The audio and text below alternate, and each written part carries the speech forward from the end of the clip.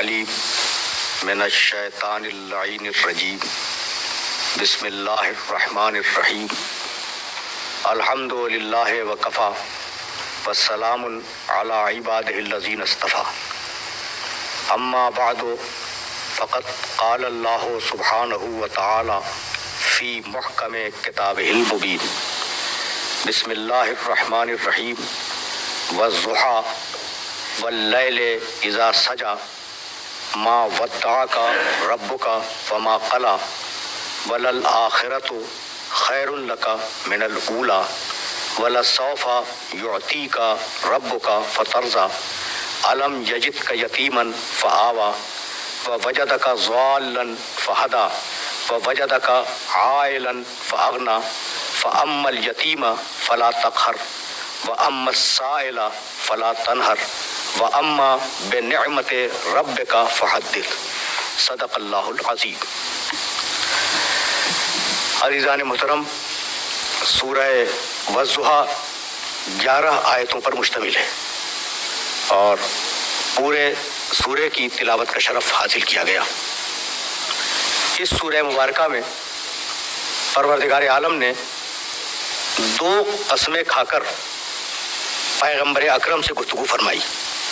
والضحیٰ، دن کے گرم وقت کی قسم، واللیل اذا سجا، جب رات اندھیری ہو جائے اس وقت کی قسم، دن کے گرم وقت کی قسم، رات کے مکمل طور پر تاریک ہو جانے کی قسم۔ ما ودعک ربک وما قلی، حبیب تمہارے رب نے تمہیں چھوڑا نہیں ہے اور تمہارا رب تم سے ناراض نہیں ہوا ہے۔ اگر سورہ مبارکہ کی شان نزول نہ بھی معلوم کی جائے تو یہ 2 آیتیں خود بتلا رہی ہیں کہ اس کی شان نزول کیا ہوگی۔ تمہارے رب نے تمہیں چھوڑا نہیں ہے اور تمہارا رب تم سے ناراض نہیں ہے۔ یہ جملہ کب کہا جائے گا؟ یہ جملہ اس وقت کہا جائے گا جب کہ وہ ربط جو خالق اور مخلوق میں مسلسل ہو، برقرار ہو، وہ ربط ٹوٹ جائے اور مخلوق کو یہ پریشانی ہو کہ خالق یا تو ناراض ہو گیا ہے یا اس نے ہمیشہ کے لیے ترک کر دیا۔ تو گواہ بنایا پروردگار عالم نے دن کو، قسم گواہی کے لیے، دن گواہ ہے جب وہ مکمل طور سے روشن ہو، اور رات گواہ ہے جب وہ مکمل طور سے تاریک ہو۔ تو دن گواہ ہے اور رات گواہ ہے۔ کس بات کی گواہ ہے؟ یہ دونوں کس بات کے گواہ ہیں؟ ما ودعک ربک، تمہارے رب نے تمہیں چھوڑا نہیں ہے، وما قلی، اور تمہارا رب تم سے ناراض نہیں ہوا ہے۔ تو مدت انقطاع وحی، وہ زمانہ جب وحی رک گئی تھی یعنی پیغمبر اکرم پر، وہ کتنی بھی ہو، اتنا طے ہے کہ کچھ دنوں کے لیے پیغمبر اکرم سے سلسلہ وحی منقطع ہو گیا اور پیغمبر اکرم کو یہ احساس ہوا کہ شاید پروردگار نے چھوڑ دیا ہو، شاید پروردگار کسی نعوذ باللہ صاحب کی وجہ سے ناراض ہو گیا ہو۔ تو تسلی کے لیے یہ سورہ نازل ہوا۔ بھائی یہی ہے نا، خدا کی قسم یہی فرق ہے دوسرے پیغمبروں میں اور ہمارے پیغمبر میں کہ جب حضرت عیسیٰ علیہ السلام کو صلیب کی بلندیوں تک پہنچایا گیا، سولی نہیں ہوئی حضرت عیسیٰ علیہ السلام کو، اس لیے کہ قرآن نفی کر چکا ہے وما صلبوا، لیکن صلیب کی بلندیوں تک لے جایا گیا۔ تو تاریخ گواہ ہے، عیسائیت کی تاریخ گواہ ہے کہ صلیب کی بلندی پر عیسیٰ علیہ السلام کو یہ احساس ہوا کہ میرے پروردگار نے مجھے چھوڑ دیا ہے، اگر چھوڑا نہ ہوتا تو وہ مجھے صلیب کی بلندی سے اتار لیتا۔ جیسے ہی یہ احساس پیدا ہوا، عیسیٰ علیہ السلام کی زبان مبارک سے یہ جملہ نکلا، ایلی ایلی لما سبقتنی، اے میرے پروردگار، اے میرے پروردگار، تو نے مجھے اکیلا کیوں چھوڑ دیا۔ اب اس کے بعد جو بھی ہوا ہو، عیسیٰ علیہ السلام بچائے گئے، عیسیٰ علیہ السلام کو پروردگار نے محفوظ کیا، لیکن عیسیٰ علیہ السلام کی زبان مبارک سے یہ جملہ نکلا کہ پروردگار تو نے مجھے کیوں چھوڑ دیا۔ یہ مقام عیسیٰ ہے کہ وہ بارگاہ الہی میں عرض کریں کہ تو نے کیوں چھوڑ دیا، اور یہ مقام محمد ہے کہ خدا خود کہے کہ حبیب نہ ہم تم سے ناراض ہیں نہ ہم نے تمہیں چھوڑا ہے۔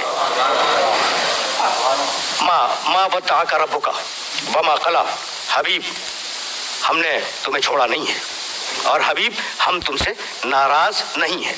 بھائی اگر مدد کی جا رہی ہو کسی کی تو مدد کے رکنے کے فقط 2 ہی اسباب ہو سکتے ہیں، یا تو اب مدد کی ضرورت نہ ہو، کام ختم ہو گیا ہو، تو اب انسان کی مدد کی کیا ضرورت ہے، یا یہ کہ اس آدمی سے انسان ناراض ہو جائے تو مدد نہ کرے۔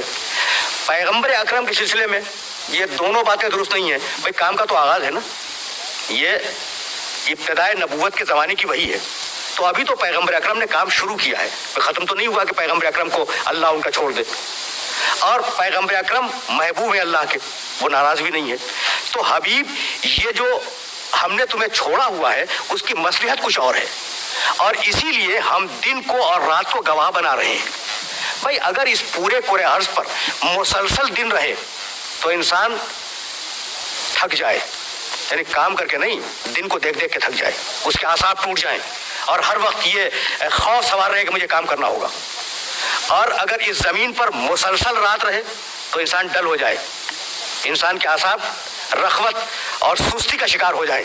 تو کبھی دن ہوتا ہے کبھی رات ہوتی ہے, دن میں کام کرو رات میں آرام کرو, پھر جب دن ہو جائے تو عصر نو کام کے لیے تیار ہو جاؤ, پھر رات آ جائے تو پھر ذرا سا آرام کر لو, پھر اس کے بعد دن آئے گا, پھر عصر نو چاق و چوبند اور چست و چالاک ہو کر اپنے کام کے لیے چلے جاؤ.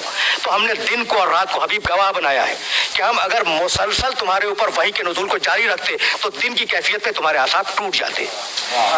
اس لیے دن کے بعد رات کی ضرورت تھی. تو حبیب وہی آئے یا وہی نہ آئے, ہم نہ تم سے ناراض ہیں نہ تمہیں چھوڑنے کے لیے تیار ہیں. ولل آخرت خیر لک من الاولی. اور حبیب مت گھبراؤ, آج تم پریشان ہو, آج تم پر مکے کی گلیوں میں پتھر پھینکے جا رہے ہیں اور تمہاری راہ میں کانٹے بچھائے جا رہے ہیں. تمہارا ہر آنے والا زمانہ تمہارے گزرے ہوئے زمانے سے بہتر ہوگا. ولل آخرت خیر لک من الاولی. تمہاری ہر وہ زندگی جو آنے والی ہے اور تمہارا ہر وہ عہد جو تمہارے مستقبل میں ہے وہ تمہارے گزرے ہوئے عہد سے بہتر ہوگا.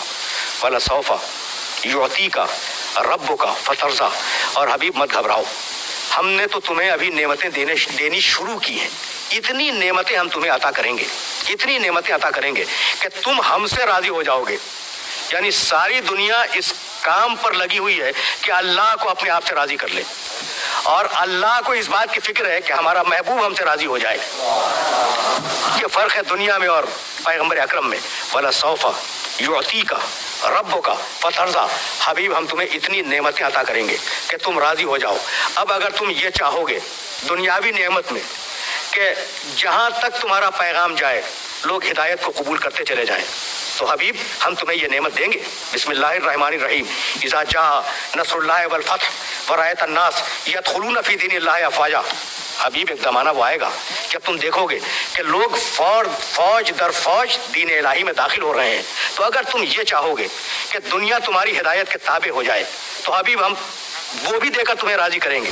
اور اگر یہ چاہو گے کہ قیامت میں ساری دنیا تمہاری شفاعت کے تابع ہو جائے تو تمہیں حق شفاعت دے کے بھی راضی کریں گے.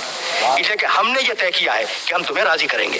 حبیب ہم یہ وعدے کر رہے ہیں مستقبل کے, تو کیا تمہیں پچھلی زندگی یاد نہیں ہے؟ علم یجد کا یتیمن فآوا. تم یتیم تھے, ہم نے تمہیں اپنی تربیت میں لیا, اپنی آغوش میں ہم نے تمہیں پناہ دی. ووجدک ضالا فہدا. اور حبیب تم گمنام تھے, تمہیں کوئی جانتا نہیں تھا, تو ہم نے ساری انسانیت کی ہدایت کی تمہاری طرف تاکہ تمہارا تعارف ہو جائے, تمہاری شہرت ہو جائے, تم اتنے مشہور ہو جاؤ کہ تمہارے نام کے بغیر نہ کلمہ مکمل ہو نہ اذان مکمل ہو.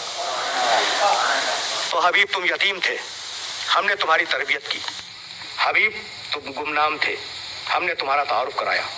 ووجدک عائلا فاغنا. حبیب تم مفلس تھے, تم تنگ دست تھے, تمہارے پاس دولت نہیں تھی, ہم نے تمہیں دولت دے کر مستغنی بنا دیا, مالدار بنا دیا, ثروت مند بنا دیا. تو حبیب ہم نے 3 نعمتیں نازل کی نا, یتیمی میں تربیت کی, گمنامی میں تعارف کرایا, یتیمی میں تربیت, گمنامی میں تعارف, تنگ دستی میں دولت عطا کی.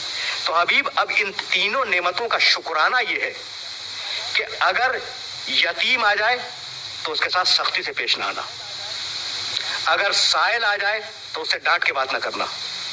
اور ہم نے تمہیں نعمتیں دی ہیں نا, وَأَمَّا بِنِعْمَتِ رَبِّكَ فَحَدِّثْ. حبیب اپنے رب کی نعمت کا بار بار تذکرہ کرتے رہنا. تو تینوں نعمتوں کے مقابلے پر 3 شکرانے رکھے گئے. وَأَمَّا الْيَتِيمُ فَلَا تَقْهَرْ. حبیب خبردار اگر یتیم آ جائے تو اس کے ساتھ سختی کے ساتھ پیش نہ آنا. بھائی آپ دیکھ لیجئے برتاؤ, یعنی باپ کی زندگی میں بچے کے ساتھ انسان کا برتاؤ کچھ اور ہوتا ہے, اور باپ کے اٹھ جانے کے بعد انسان کا برتاؤ اسی بچے کے ساتھ تبدیل ہو جایا کرتا ہے. اما الیتیم فلا تقہر، خبردار اس کے ساتھ سختی اور درستی کا برتاؤ نہ کرنا. فاما السائل فلا تنہر، اور حبیب اگر سائل آ جائے تو اسے جھڑک کے بات نہ کرنا. بھائی سائل وہ بھی ہو سکتا ہے جو مال مانگ رہا ہو، اور سائل وہ بھی ہو سکتا ہے جو مسئلہ پوچھنے کے لیے آیا ہو، اور دونوں کے لیے یہ حکم ہے کہ حبیب اگر مال مانگنے کے لیے آ جائے اور تم نہ دے سکو تو خندہ پیشانی سے اس سے معذرت کر لینا، جھڑک کے بات نہ کرنا. اور اگر سوال علم کرنے کے لیے آ جائے تو حبیب تمہارا تو فریضہ ہی ہدایت کرنا ہے نا، تو تمہیں یہ حق نہیں ہے کہ اسے ڈانٹ کے بات کرو. ہم چونکہ تمہیں نعمت ہدایت دے رہے ہیں تو اس نعمت ہدایت کا شکرانہ یہ ہے کہ جب تک تم باقی ہو اس نعمت کا تذکرہ کرتے رہنا اور اس نعمت کو بار بار دنیا والوں کے سامنے پہنچاتے رہنا. وآخر دعوانا ان الحمد للہ رب العالمین.